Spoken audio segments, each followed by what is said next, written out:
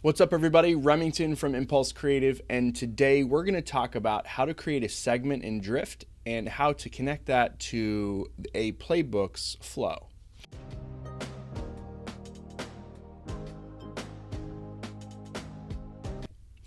So there's a lot of different reasons why you would want to build a segment in Drift. You could trigger email marketing from it. You could take it so that you have an easier way to kind of measure out individuals within your contact database. And you could even trigger other playbooks off of segments. Where this can become really, really valuable is if you have people at an awareness or consideration stage, you could drive them further down with playbooks without changing any of the content on your website, just making it so that the bot starts to qualify more and more prior to getting an actual scheduled meeting. So what I'm going to show you today is we're going to jump into the Drift tool, and we're going to show you how to find your segments and then of course create segments using Drift's new UI. So the first thing you're going to do is you are going to jump right into this area for contacts, and you'll notice that there's a menu up top here. That menu up top, you would click segments, and it's going to bring you to a page like this. Now hopefully you have segments already built out within your tool, but if not, it's going to look pretty blank like this.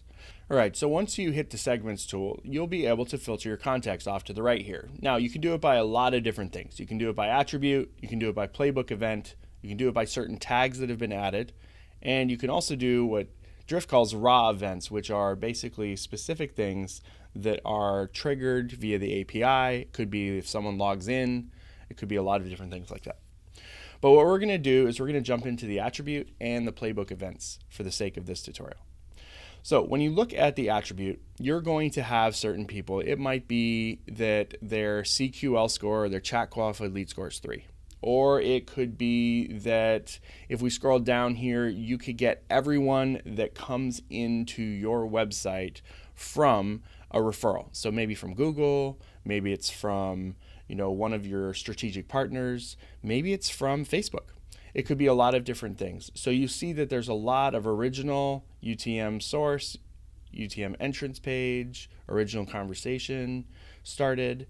You can look at all of that. And then remember, you also have the recent. So this could be a really great way to push some dynamic content is if you have a recent UTM medium is a retargeting ad. You could make it so that that segment triggers some kind of automation right from Drift without the user having to really engage.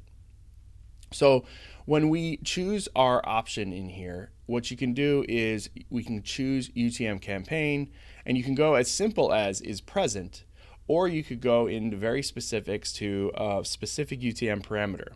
Now I've got a video about how to target Drift playbooks by UTM parameter right here. It would be a great idea for you to check that out if you're interested.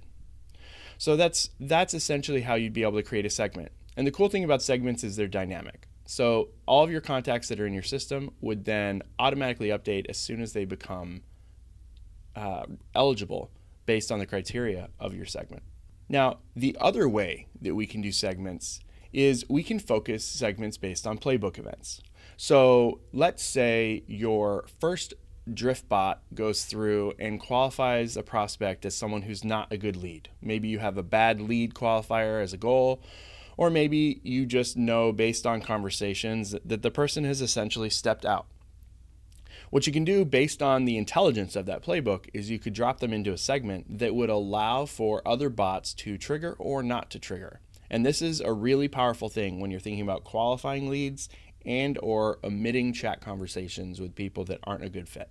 We're back to the add a segment screen, and what we're going to do is we're going to jump into playbook events. So when you jump into the playbook events, you'll have the option to go through and select any one of your playbooks. Now, it's important to note, these are going to be from playbooks that you currently have, and you should think about these as how you would start to refine down the conversation if people were going through different segments. So we're going to use test example 2 here. And when you get into test example 2, what's going to happen is it's going to show you all the events within that specific playbook. So for this example, we're going to create a bad lead segment, and we're going to say anyone who reached the goal in this particular playbook with bad lead. And so if they reach the goal with bad lead in this test example 2 playbook, then we can hit apply. And you have the ability to also add some additional conditions. But in this example, we're just going to start with that segment is the way we want it. So you can go through and you can name your segment. As I had mentioned before, you have the ability to make this a dynamic segment, so it'll automatically update moving forward. And you have the ability to make it a static segment so that you can make it so it just goes based off of today, based on the criteria you have in your current database. Now you'll notice as you're about to name your segment, you'll get a preview of all the contacts that are set up here, and you'll see those contacts start to populate.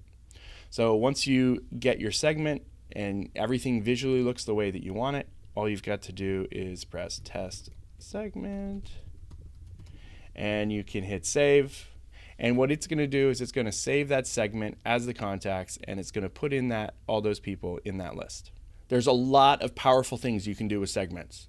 What you've got to do is understand the big picture of what you're trying to accomplish with your drift bots, and then of course drive people through the different steps in order to get to where they need to go to drive more business. So when you're looking in these segments, remember to really kind of whittle it down to how do we get people to the next stage in our business. Maybe it's the awareness stage where they're coming in and they're just learning about you. Maybe it's coming all the way through and it's people who haven't necessarily booked a meeting, but they've requested meetings twice. So just think about how that would work, and you can use drift playbooks and or other routing down the road to segment these users and set yourself up for success. So that's it for today's tutorial. I'm Remington from Impulse Creative. We've had a lot of fun today. We got super nerdy about segments. If you'd like to see other tutorials we've done, you can go ahead and you can do that right here. If you'd like to subscribe to our channel, you can go ahead and you can do that right here. And if you have any other questions, hit me up at Remington Beg on Twitter. Thanks. Have a great day.